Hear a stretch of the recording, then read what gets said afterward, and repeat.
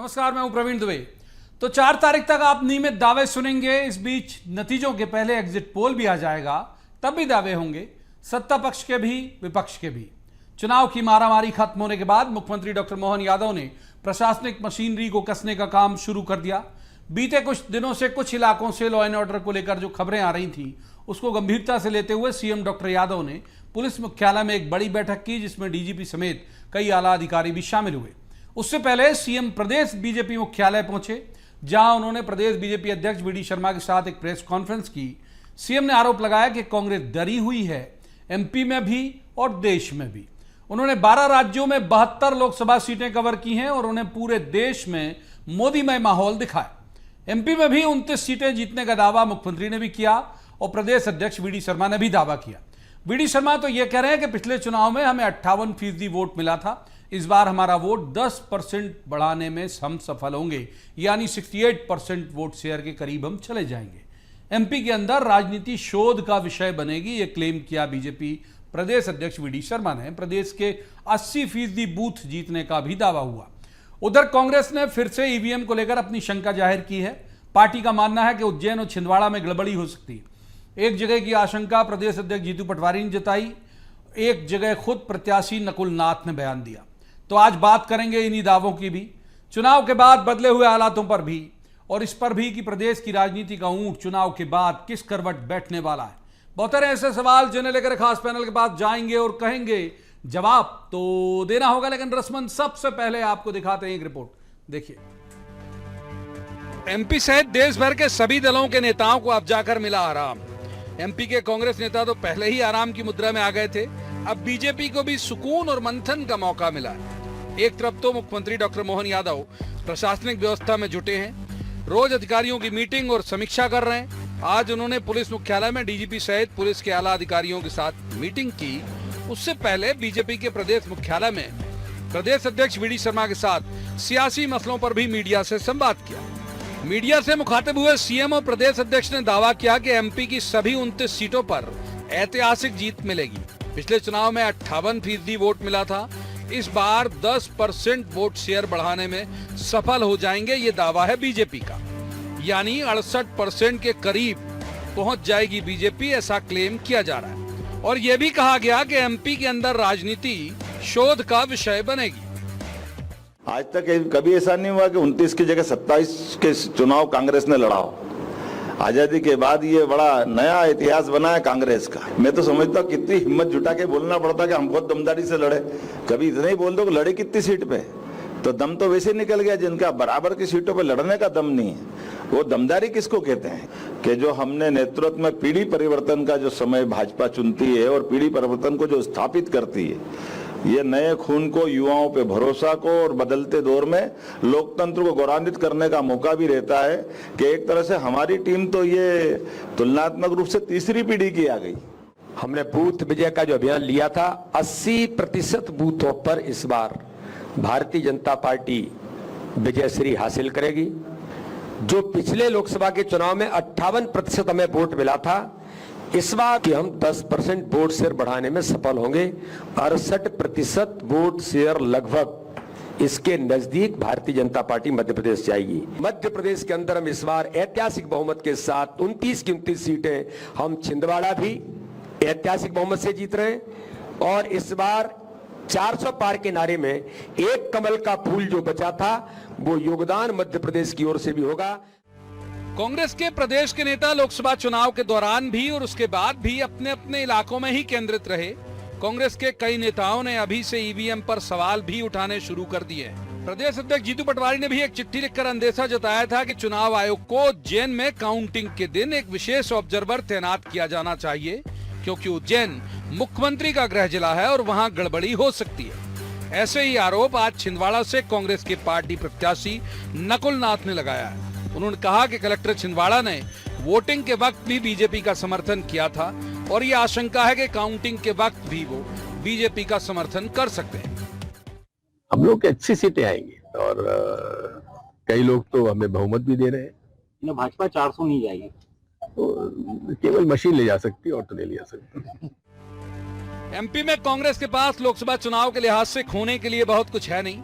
एकमात्र सीट उनके पास थी पिछले चुनाव में। यदि वही बची रह गई तो भी उनको राहत, और यदि बढ़ गई तो उत्साह में चौगुनी वृद्धि।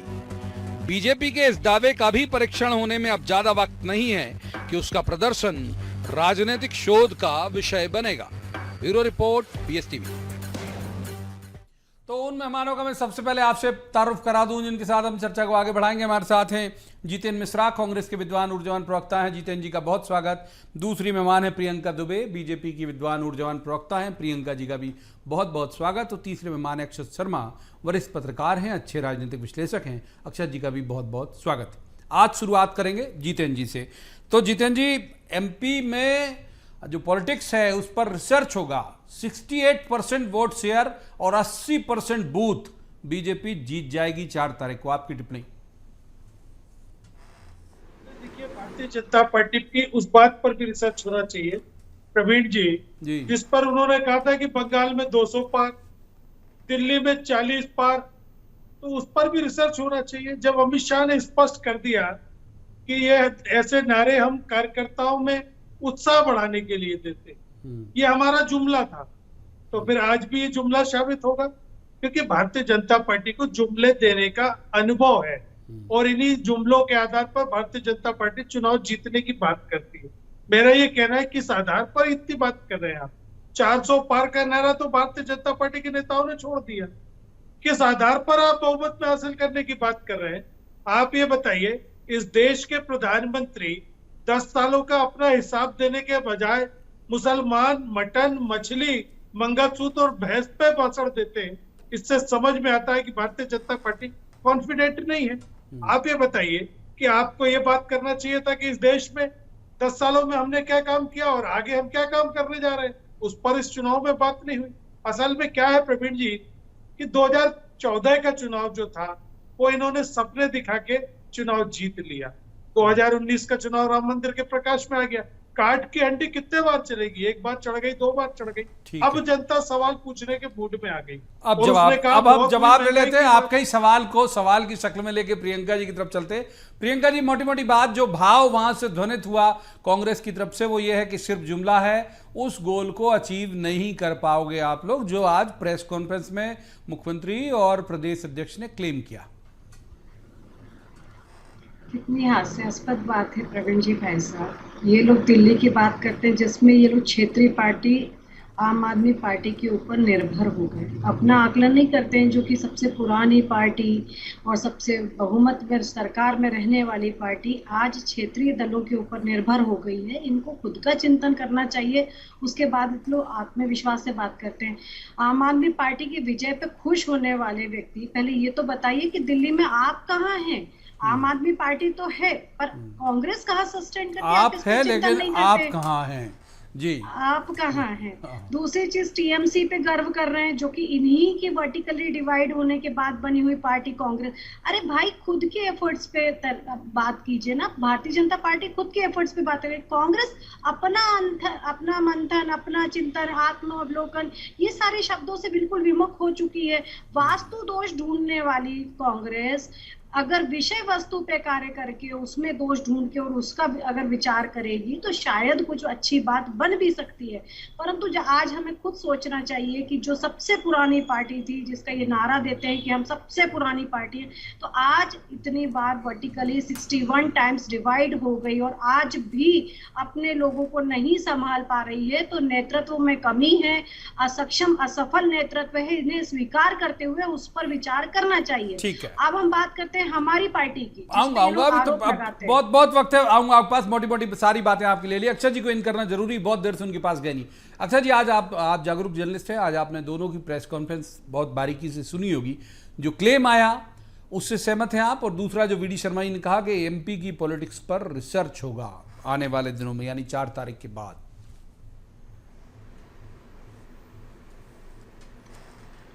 मध्य प्रदेश जो है वो हमेशा से भारतीय जनता पार्टी की प्रयोगशाला कार्यकाल था, वो अध्यक्ष थे, और जनसंघ के समय से ही मध्य प्रदेश जो है वो एक प्रयोगशाला के नाम से जाना जाता है। आप भी जानते हैं वो मध्य प्रदेश एक बहुत बड़ा जनसंघ का भी, संघ का भी और भारतीय जनता पार्टी का भी एक बहुत बड़ा एक प्रयोगशाला के रूप में रहा है और गढ़ रहा है। और इसको हमने पिछले 2-3 चुनाव से हम देख ही रहे हैं कि यहाँ पर भारतीय जनता पार्टी की जो स्थिति है वो लगातार मजबूत होती गई है। पहले वो 27 सीटें थी, फिर 28 आई और इस बार 29 का उनका क्लेम है। आज की प्रेस कॉन्फ्रेंस में मुख्यमंत्री ने भी कहा और वी.डी. शर्मा जी ने भी कहा कि हम 29 की 29 सीटें जीतेंगे, जबकि 58% वोट शेयर को हम 10% और बढ़ा के 68% ह्यूज कहलाता है। ये सारी चीज़ें उनके आत्मविश्वास की ओर इंगित, हाँ, बहुत बड़ा शिफ्ट होगा। जबकि ओवरऑल 2019 में जो वोट शेयर था पूरे देश में भारतीय जनता पार्टी का, वो 38% था। 38% में भी उनकी 300 के ऊपर सीटें थी। तो ये अगर इतना बड़ा चेंज होता है तो बहुत बड़ी उपलब्धि भारतीय जनता पार्टी के लिए होगी। और कांग्रेस भी आज जिस तरह से उन्होंने अपने आप को, मतलब उनके लिए यही उपलब्धि होगी कि यदि हमारे पास में 3 सीटें आ गई, मध्य प्रदेश में अगर 3 से 4 सीटें भी आ गई तो एक वो बहुत बड़ा उपलब्धि वो मानेंगे। आपने अपने शुरुआती रिपोर्ट में भी कहा कि वो एक उनके लिए बड़ी उपलब्धि होगी। तो जिस तरह से मोदी जी ने शुरुआत में ही एक नैरेटिव सेट कर दिया कि अब की बार 400 पार, तो सब लोग 400 पार की बात करने लग गए कि नहीं 400 पार होंगे या नहीं होंगे, इस पर बहस होने लगी। 272 की कोई बात ही नहीं कर रहा था कि आपको सरकार बनाने के लिए तो इवन कांग्रेस भी नहीं कर रही थी कि तो उन्होंने हम उस गोल को अचीव कर देंगे। हाँ, तो कोई उस पर बात ही नहीं कर रहा था, सब 400 के आसपास की ही बात सब लोग बातचीत कर रहे थे। तो एक जो नैरेटिव शुरुआत में सेट हो गया था और उस नैरेटिव को असलियत में उतारने के लिए उन्होंने जो मेहनत करी है दोनों ही पार्टियों ने, लेकिन हमने जिस तरह से देखा कि मोदी जी ने लगभग 206 सभाएं करी और राहुल गांधी ने 107 सभाएं करी, तो जो एफर्ट उन्होंने उस नैरेटिव को असलियत में बदलने के लिए डाला है वो निश्चित रूप से 4 तारीख को हम देखेंगे। बिल्कुल 4 को देखेंगे। जितेंद्र जी को करते हैं। जितेंद्र जी, बहुत महत्वपूर्ण बात अक्षय जी ने इशारा किया, मैं आना वाला था उस तरफ भी। पहले तो जो प्रियंका जी आप पे कह रही हैं कि भाई आप लोग आत्मावलोकन और आत्मचिंतन नहीं करते, उसी का एक सिरा ये है कि एक गोल उन्होंने तय कर दिया और आप उसको फॉलोअर बना लिया। हम लगातार ये बयान देखते रहे, अभी भी हमने दिग्विजय सिंह जी का बयान सुनाया कि 400 पार तो नहीं हो रहे, तो ये बयान क्यों नहीं आता कि नहीं ये तो किनारे जा रहे हैं, 400 पार तो हम हो जाएंगे।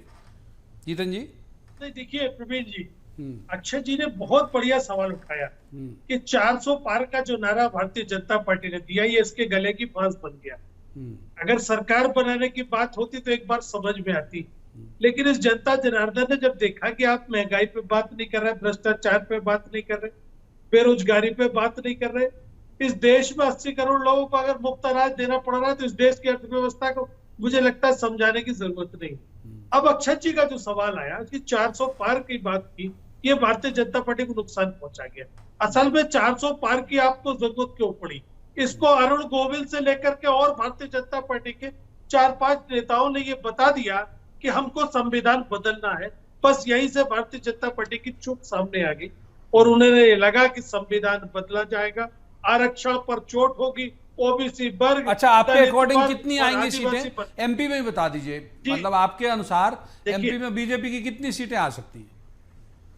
एमपी में देखिए, जहां तक हमारा आकलन है, हम 15 सीटें लाने की तैयारी में है, जिस तरीके से हमने मेहनत की है। लेकिन इसकी गवाह है प्रियंका जी। प्रियंका जी बताएंगी कि अभी पिछली विमर्श में हम जो आधे घंटे पहले बैठे थे, वहां से पत्रकारिता जगत से कितनी सीटें आ रही थी, ये आप उनसे प्रियंका जी से पूछ लीजिएगा। वहां स्पष्ट तौर पर पत्रकारों ने कहा कि कांग्रेस ने कड़ी चुनौती पेश की है और कांग्रेस 8 से 10 सीटों पर मजबूती से मुकाबला करने जा रही है। आपकी पूरी बात ले ली, एक बार प्रियंका जी को इन कर लेते हैं। आधे घंटे बाद प्रियंका जी, अगर दिग्विजय सिंह जी का बयान हमने आपको सुनवाया कि यदि 400 पार होगा तो मशीन के जरिए होगा, उन्होंने कहा। और दूसरी बात यह है, जीतू पटवारी जी ने भी ये मांग उठाई और उनको पता नहीं कि उज्जैन पे ज्यादा डाउट है, और छिंदवाड़ा से नकुल नाथ ने भी एक लेटर लिखा है कि यहाँ पर गड़बड़ी कर सकते हैं डीएम। आपकी टिप्पणी? प्रवीण जी भाई साहब और अक्षय जी भाई साहब, आप दोनों की मौजूदगी में माननीय जितेंद्र जी भाई साहब ने मेरे कथन पर और मेरे दिए हुए बयान के ऊपर विश्वसनीयता जताने के लिए जो बात कही कि आप प्रियंका जी से पूछ ली, वही बताएंगी कि हमारी कितनी सीटें आ रही है। मतलब कांग्रेस का आकलन भी मैं करके बताऊं कि कांग्रेस की सीट्स कितनी आ रही हैं, इसके लिए आपका बहुत बहुत धन्यवाद कि हम लोग जो कहते हैं वो करते हैं और बहुत विश्वसनीयता से कहते हैं। तो बता ही दीजिए, विश्वसनीयता है जिसके कारण हम लोग 400 पार का नारा दे पाते हैं। यही चीज जो हमने गेन करी है कि आज एक कांग्रेस के प्रवक्ता भाजपा के प्रवक्ता पे विश्वास कर रहे हैं कि वो जो कहेगी वो सत्य कहेगी। यही सत्यता प्रमाणित करती है कि भारतीय जनता पार्टी ने जनता के बीच में विश्वास बनाया है और हम जो कहते हैं वो हम करते हैं। हम बात करते हैं अपने एफर्ट्स की, जो पन्ना प्रमुख तक जो हमारा कार्यकर्ता कार्य करता है, पन्ना प्रमुख, त्रिदेव और पन्ना समितियां जो बनाई जाती हैं, और जिस दिन वोटिंग होती है उस दिन जागरण कमेटी या जागरण टोली जा जाकर जो घर घर तक व्यक्तियों को उठाती है, वोटिंग के लिए प्रेरित करती है। ये जो कार्यकर्ता की मेहनत है और जो हमें केंद्र से नीतियां मिलती हैं, निर्देश मिलते हैं, उसके अनुसार हम अपनी योजना बनाते हैं, यही सारी मेहनत के ऊपर जब हम विश्वास करते हैं। तो बता दीजिए, जब इतने भरोसे से उन्होंने आप तक टॉस किया तो सीटें ही बता दीजिए कि कांग्रेस की कितनी आएंगी। तो कांग्रेस की मैं तो बिल्कुल नहीं कह सकती, कारण ये कि मैं सत्य बोलूंगी इनको विश्वास होगा नहीं, क्योंकि जिस डिबेट की बात कर रहे हैं वहां पे उन्होंने 2 सीट का भी कहा था।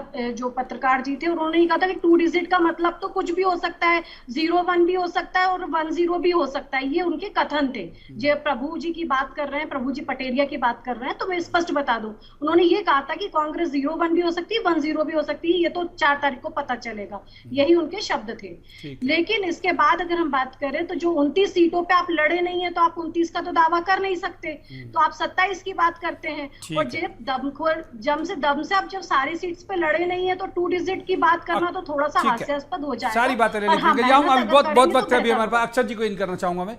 अक्षर जी, यही बात केवल कि ये जो 2 लेटर, एक तो प्रदेश अध्यक्ष, छोटा पद है नहीं, प्रदेश अध्यक्ष अगर मांग कर रहे हैं कि भाई उज्जैन में गड़बड़ी कर सकते हैं सीएम मोहन यादव के कहने पर वहाँ के अधिकारी, और एक जो नकुल नाथ जी ने चिट्ठी लिखी है कि छिंदवाड़ा में उन्हें डाउट है, इन 2 सीटों पर फोकस करने की वजह क्या ये ईवीएम को लेकर एक तरह का पहले से एहतियात बरत रही है कांग्रेस कि भाई एक हमारे पास एक ढाल हो जाएगा?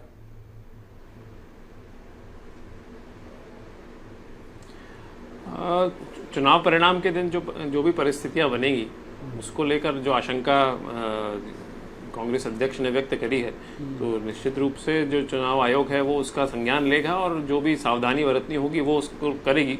लेकिन आपने जो सवाल किया है, मुझे लगता है थोड़ा वो उस तरफ ही टिल्ट हो रहा है कि उस दिन जो परिणाम आएंगे अगर वो अनुकूल नहीं रहे तो अभी से एक कुशन जो है वो अभी से तैयार कर लिया जाए, तो ये उस ओर इंगित तो कर रहा है, लेकिन ग्राउंड अभी से तैयार हो जाएगा। अगर वो आशंका उन्होंने व्यक्त करी है तो चुनाव आयोग निश्चित रूप से उसका संज्ञान लेकर उस पर कार्रवाई भी करेगा, मेरा ऐसा मानना है। एक बार जितेंद्र जी को इन करते हैं। जितेंद्र जी, यही सवाल कि ईवीएम को लेकर और खासतौर पर ये 2 जगह को लेकर चिंता क्यों है आपकी? क्योंकि जिस भी तरह के आकलन, मतलब मैं किसी के नाम को कोट करने का शौकीन भी नहीं हूं तो किसी को कोट नहीं करूंगा, मैं तो अपने और बाकी के आकलन के हिसाब से बता रहा हूं। भाई बहुत जगह शुरू में कहा जा रहा था कि मंडला आप थोड़े से अपर हैंड दिख रहे हो, मुरैना आप थोड़े से अपर हैंड दिख रहे हो, और भी शहडोल कहा गया, सतना इवन कहा गया कि भाई शुरुआत के दौर में शायद आप अपर हैंड दिख रहे हो, बाद में जो भी चुनाव के प्रचार में बीजेपी ने उस आक्रामकता को अपनाया हो, लेकिन इनिशियल स्टेज की बात कर रहा हूं। तो फिर ये 2 सीटें क्यों चिन्हित करी आप लोगों ने? देखिए प्रवीण जी, सबसे पहली चीज तो ये कि जब भी वोटिंग होता है शाम को एक टेंटेटिव वॉल्यूम हमारे पास आ जाता है, ठीक है, और देर रात तक या दूसरे दिन सुबह हमें एग्जिट फिगर मालूम चल जाता है कि कितने % वोट थे। अगर चुनाव आयोग को आज एडवांस टेक्नोलॉजी के दौर में भी 11 दिन लगे ये बताने में कि एग्जिट फिगर क्या है, तो संदेह की सुई कहीं ना कहीं तो मिलती इस बात को लेकर। दूसरी चीज, 1,07,00,000 वोटों का अंतर भी कहीं ना कहीं शक की सुई इस संवैधानिक संस्था पर डालता है, एक चीज। दूसरी चीज आप ये बताइए कि छिंदवाड़ा को लेकर के भारतीय जनता पार्टी ने कितने प्रयास किए। आपने देखा कि अमित शाह ने दौरा किया, लेकिन छिंदवाड़ा फतेह नहीं कर पा रहे, ये इनके मन में अच्छी तरीके से मालूम है। प्रधानमंत्री जहां जाते हैं वहां जीत का दावा करते हैं, लेकिन छिंदवाड़ा जाने की हिम्मत नहीं कर पाए। बगल में पिपरिया तक आए, आपने देखा 2014 में भी प्रोग्राम बना, निरस्त हुआ, 2019 में भी बना, निरस्त हुआ, 2024 में भी आने की बात की थी, लेकिन प्रधानमंत्री दौरा नहीं करते क्योंकि छिंदवाड़ा की परिस्थितियां प्रधानमंत्री, और छिंदवाड़ा में कहीं ना कहीं कुछ गड़बड़ हो सकती क्योंकि इनकी निगाह छिंदवाड़ा पर है। ये भूल गए छिंदवाड़ा के चक्कर में कि मंडला हमारे हाथ से जा रही है, मंडला के बला सतना हमारे हाथ से जा रही है, क्यों भूरिया जी की झाबुआ हमारे हाथ से जा रही है, ये मुरैना हमारे हाथ से जा रही, शेडोल हमारे हाथ से जा रही, इन सब चीजों के अलावा इन्होंने फोकस छिंदवाड़ा पे किया इसलिए। और रहा सवाल ईवीएम पर शक करने का, तो जेवीएल नरसिम्हा ने इतनी मोटी किताब लिखी है ईवीएम के खिलाफ। लाल कृष्ण अडवाणी लगातार विलाप करते रहे ईवीएम को लेकर के। आज भारतीय जनता पार्टी किस बात के, जब तुम्हारे नेताओं ने ईवीएम पर शक कर दिया, तुम कैसे कह सकते हो कि नहीं ईवीएम साफ सुथरी है? और इसके अनेकों प्रमाण मिले हैं। लेकिन मेरा एक बार प्रियंका जी पे आ जाते हैं, अभी भी एक सवाल क्लोजिंग के लिए आऊंगा जरूर, पहले प्रियंका जी का जवाब ले लेते हैं। प्रियंका जी सुन लिया आपने, वो छिंदवाड़ा में चूंकि आपका फोकस ज्यादा है, मतलब वो उनका ये भाव है, शब्द नहीं थे कि भाई बड़ी गिद्ध दृष्टि आपने वहां लगा रखी है, इसलिए इन्होंने तय कर लिया कि भाई पहले से कि कोई गड़बड़ी नहीं होने पाए, डीएम को इसी वजह से आरोपी बनाने वाली एक चिट्ठी लिखी गई है। प्रियंका जी आपकी टिप्पणी। मैंने कहा ना कि हर चीज में वास्तु दोष ढूंढना, ये गेट बंद करना, वो गेट चालू करना, उसके बाद अब ठीकरा खोलने के लिए नया चीज मिल गई ईवीएम।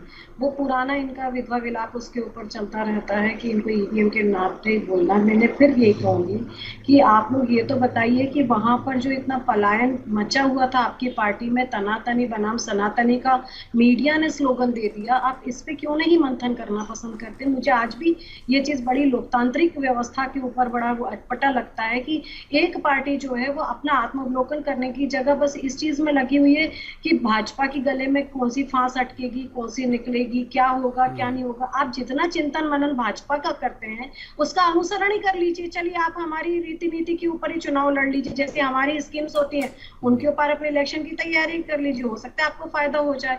तो आपको कुछ कई बार ऐसा है कि विपक्ष से भी सीखना चाहिए। आज हम लोग भी दो पार्टी पर थे और आज अगर बहुमत की पार्टी बनकर के उभर पाए तो क्या हमने विद्रोह नहीं सहन किया होगा? क्या हमने उस समय विरोध की राजनीति को नहीं झेला होगा? क्या सब चीजों को सहन करने के बाद अगर आज भारतीय जनता पार्टी बहुमत की और सबसे विशाल पार्टी बनके उभरी है तो मेहनत को भी तो अप्रिशिएट कीजिए कि उसके कार्यकर्ता ने मेहनत करी है। वही मेहनत की कमी आज आपके कार्यकर्ता और आपके नेतृत्व में हो चुकी है। आपको बार बार इस चीज के ऊपर विचार करने की अक्षय जी के पास एक बार चलते हैं। अक्षय जी, बूथ के लेवल पे अगर बात करें तो इसमें कोई दो राय नहीं, शुरुआती जो परसेंटेज डाउन हुआ था तो यूं लगा था कि बीजेपी का जो वर्कर है वो निकला नहीं, या वो बहुत ज्यादा मुतमईन था, कॉन्फिडेंट था कि यार नहीं जाना, जीत रहे हैं हम। यूं भी बूथ के लेवल पर अभी जो नतीजे आएंगे वो तो आएंगे, भविष्य के गर्त में है, लेकिन बूथ के लेवल पर ताकत किस पार्टी में ज्यादा देखी आपने?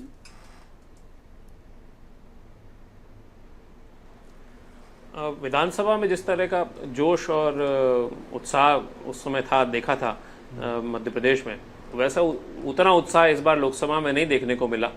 उसका कई कारण हो सकते हैं, उसकी गर्मी भी उसका एक बड़ा कारण हो सकती है, लेकिन जो नेटवर्क दोनों पार्टियों का है उसमें संगठन स्तर पे अगर हम देखें तो भारतीय जनता पार्टी के पास में एक मजबूत तंत्र है संगठन का, जो पूरे प्रदेश में फैला है। कांग्रेस के भी काफ़ी कार्यकर्ता हैं जो काफ़ी मजबूती के साथ में उन्होंने भी कार्य किया था, लेकिन इस बार जो बूथ स्तर पे कार्य करने वाले पन्ना प्रमुख और दूसरे कांग्रेस के भी दूसरे कार्यकर्ता थे, उन्होंने जिस अनुपात में पहुंचना चाहिए था उसका परिणाम हमें वो नहीं पहुंच पाया, और उसका परिणाम हमने देखा कि वोट शेयर जो है, वोट परसेंटेज जो है वो कम हुआ, लेकिन उसका परिणाम में कितना अंतर आएगा, मतलब वो किसके पक्ष में गया, एक बार जितेंद्र जी के पास क्लोजिंग के लिए चलते हैं। निश्चित रूप से जी बात पूरी कर लीजिए अक्षय जल्दी से। ये निश्चित रूप से 4 तारीख को हमें ये देखना होगा कि उस पर दोनों पार्टियों को और मजबूती से काम करने की उस पर आवश्यकता है। अच्छा जी, प्रियंका जी की बात से ऐसे ध्वनित हो रहा है जैसे ब्लेम गेम कर रहे हो आप लोग, और अपना मतलब बूथ लेवल तक आप पहुंचे नहीं, आपके लोगों में भगदड़ पलायन था, तो ब्लेम गेम कर रहे हैं आप लोग नतीजों को लेके, माने एक तरह का प्रैक्टिस कर रहे हो। आपके रिजल्ट अगर आपके मानंद नहीं आए, आपके अनुकूल नहीं आए, ईवीएम को, प्रवीण जी, ईवीएम को लेकर भी जो चर्चा हो रही थी उसमें मुझे उसमें मेरा मत भी ये था कि ईवीएम को लेकर काफी जो है कई वर्षों से, अब तो ये नई भी नहीं है, कई सालों से उपयोग में लाई जा रही है, और उस पर प्रयोग भी बनते हैं कि वो बेचारी अपनी छेड़छाड़ की कहीं शिकायत भी नहीं कर सकती। जवाब देते हैं जितेंद्र जी, जवाब आप। देखिए अक्षय जी ने बहुत बढ़िया बात की है, निश्चित तौर पर अनेकों शंकाओं का समाधान किया, लेकिन मैं उम्मीद कर रहा था कि इसमें एक लाइन ये भी आना चाहिए थी कि ईवीएम को लेकर शंका शुरू से की जाती रही, पहले भारतीय जनता पार्टी करती रही, जेवीएल नरसिम्हा ने बुक लिखी, लाल कृष्ण अडवाणी लगातार इसको हटाने की पैरोकारी करते रहे। मेरा ये कहना 3 चीजें समझ में आई प्रवीण जी। एक तो ये बहुत से फिसल गया, बहुत जल्दी जितेंद्र जी, बिल्कुल। फिर एक मेरा ये कहना है कि छिंदवाड़ा अगर कहीं भारतीय जनता पार्टी हार जाती है तो मुख्यमंत्री की प्रतिष्ठा पर ये प्रश्न चिन्ह बन जाएगा। जवाब इसको लेकर के बहुत प्रियंका जी जवाब, बस गड़बड़ी क्लोजिंग, की बिल्कुल आशंका फिसल गया वक्त रेत की तरह हाथ से। प्रियंका जी जवाब जल्दी से। अभी भी ये चिंता है कि भारतीय जनता पार्टी छिंदवाड़ा जीतेगी अथवा नहीं, परंतु हम कितना जीतेंगे इस पे भी तो ठीक बात बात है। कर लीजिए जीतेन जी भाई साहब। ठीक है, थोड़ा माफ कीजिए, सा वक्त अपना इजाजत भी नहीं देता। आकलन बहुत बताइए। दिलचस्प रहा आज का ये विमर्श, बहुत बहुत शुक्रिया तीनों मेहमानों का इस चर्चा में शामिल होने के लिए। लेकिन ये बात सही है जो अक्षर जी भी कह रहे थे कि भाई जितने भी कयास है अभी सब स्टूडियो में बैठ के हम लगा सकते हैं, या पार्टी अपने अपने दफ्तरों में बैठ के लगा सकती है, उसे आकलन भी कह सकते हैं, पूर्वानुमान भी कह सकते हैं, लेकिन उन पर मोहर कब लगेगी? 4 तारीख को जब नतीजे आ रहे होंगे, और बहुत लंबा वक्त उसके लिए है नहीं। तो आज की इस चर्चा में इतना ही। अब आपसे मुलाकात होगी सोमवार को।